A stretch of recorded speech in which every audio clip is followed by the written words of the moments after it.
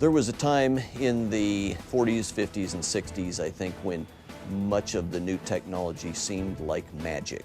One can shine this beam through the lens of the eye, and they can thereby do surgery in the back of the eye. Things like the laser, like computers, programmable systems, like the transistor that goes into all your microelectronics. And the capabilities that we began investing in the Cold War helped us win the Cold War.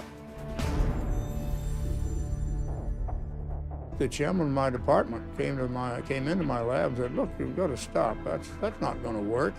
Conducting polymers because they didn't exist, because people said they couldn't exist. All I know is just this molecule is just crazy, right? And we were sticking our neck out.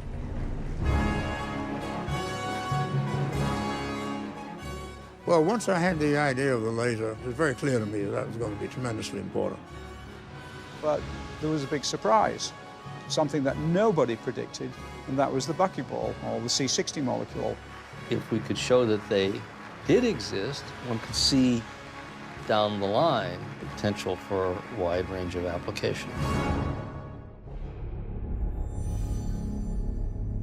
The problem that we face is not 20 years from now, and it's not 30 years from now. It's now.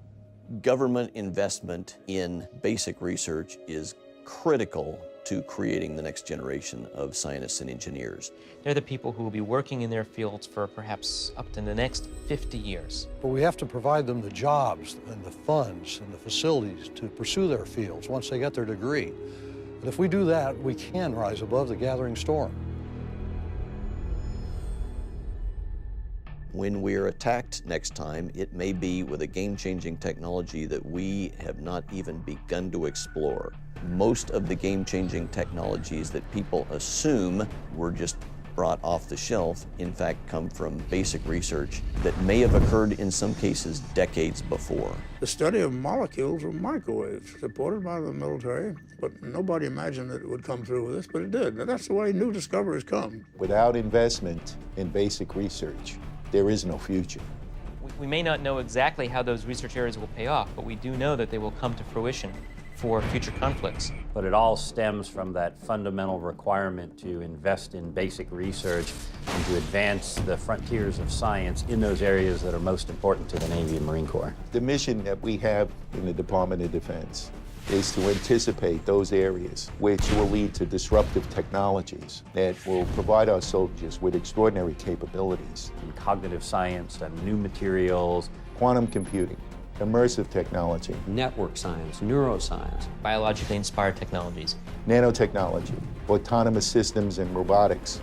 Maintaining our technological base is not just important, it is absolutely vital. You want our servicemen and women to always have the advantage. to make sure that our sailors and Marines always are in an unfair fight. We want to build robots that complement us, that are compatible with us. A unique protein which no one has found Soldiers' uniforms that have nanostructured pores that can open and close in the presence of a chemical or biological. It's really about to understand the rules the brain uses to turn the information into all sorts of amazing mental capabilities. Technology that we think biology could have an influence on. Investing in research is, to a large degree, betting on individuals. I like to do things first and best. It's kind of neat being able to look at something and knowing that you're the first person to really study it. I've always told my students, do crazy experiments. Don't blow yourself up. My student just came in a few minutes ago and gave me this new data on this material we didn't think we could make. We're working on it. Being scientists means being a creative person.